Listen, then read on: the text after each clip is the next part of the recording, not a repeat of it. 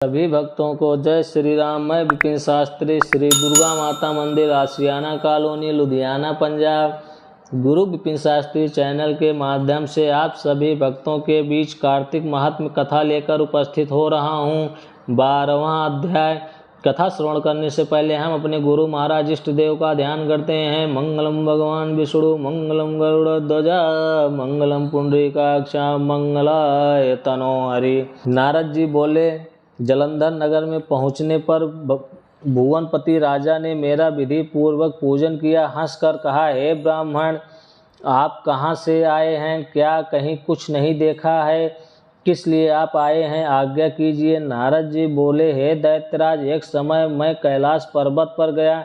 वहाँ शिव जी को पार्वती के साथ बैठे हुए देखा। कैलाश पर्वत 10,000 योजन चौड़ा है। इसमें कल्प वृक्ष के सघन वन हैं, सैकड़ों कामधेनु गाय हैं और चिंतामणियों का प्रकाश हो रहा है। उसे देखकर मैंने सोचा कि त्रिलोकी में इसके समान कोई रिद्धि कहीं भी नहीं है। परंतु दैत्येंद्र, उसी समय मुझे तुम्हारी संपत्ति का ध्यान आया, सो मैं आपके यहाँ आया हूँ। स्त्री रत्न के बिना तुम्हारी संपत्ति को देखकर विचार करता हूँ कि शिव के समान त्रैलोक में कोई सुखी नहीं है। भले ही नाग, कन्या और अप्सराएं आपके घर में हैं, वे पार्वती के समान सुंदर नहीं हैं।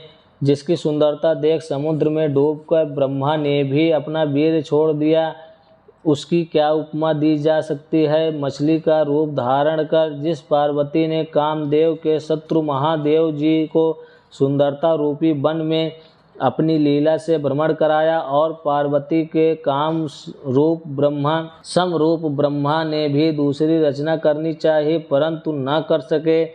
इसमें उस स्त्री रत्न को भोगने वाले महादेव जी का वैभव सर्वश्रेष्ठ है, उनके सामने तुम्हारा वैभव कम है।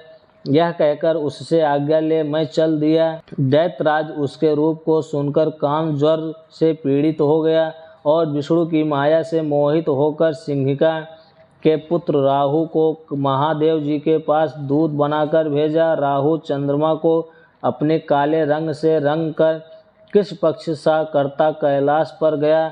नंदीश्वर से निवेदन करके वह महादेव जी के पास गया और कहने लगा, हे वृषभध्वज, त्रिलोकी के स्वामी रत्नेश्वर, जलंधर की आज्ञा सुनो। तुम शमशान में रहने वाले, मुंडमाला पहनने वाले पीताम्बर वेश को हिमालय की पुत्री नहीं प्राप्त होनी चाहिए। मैं रत्नों का स्वामी हूँ। पार्वती भी एक स्त्री रत्न इसलिए हैं, वह मेरे योग्य हैं, तुम्हारे योग्य नहीं हैं। नारद जी बोले, राहु इस प्रकार कह ही रहा था कि महादेव जी की भवों में से भयंकर शब्द करता हुआ एक पुरुष पैदा हुआ। शेर के समान उसका मुंह था, जिसकी जीभ हिलती थी।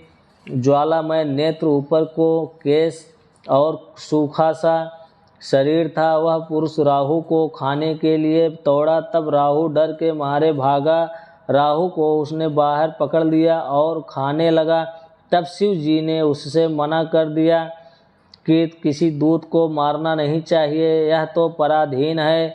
तब उसने राहु को आकाश में छोड़ दिया और महादेव जी से प्रार्थना की कि मुझे बहुत भूख लगी है, हे देवेश, मैं क्या खाऊं? शिव जी बोले, तुम जल्दी से अपने हाथ पैर का मांस खा जाओ। नारद जी बोले, उस पुरुष ने हाथ पैर का मांस खा लिया, केवल सिर ही शेष रह गया। तब शिव जी उसे देख बड़े प्रसन्न हुए और बोले, तेरा नाम कीर्तिमुख है, तू सदा मेरे द्वार पर रहकर। उस दिन से कीर्तिमुख शिव जी के द्वार पर रहने लगा। जो कीर्तिमुख का पहले पूजन नहीं करता, उसकी पूजा निष्फल रहती है। उसके द्वारा फेंका हुआ राहु बर्बर स्थान में गिरा, जिससे वह पृथ्वी में बर्बर नाम से प्रसिद्ध है। राहु ने अपना दूसरा जन्म मानकर जलंधर से जाकर सब बातें कही। विष्णु भगवान की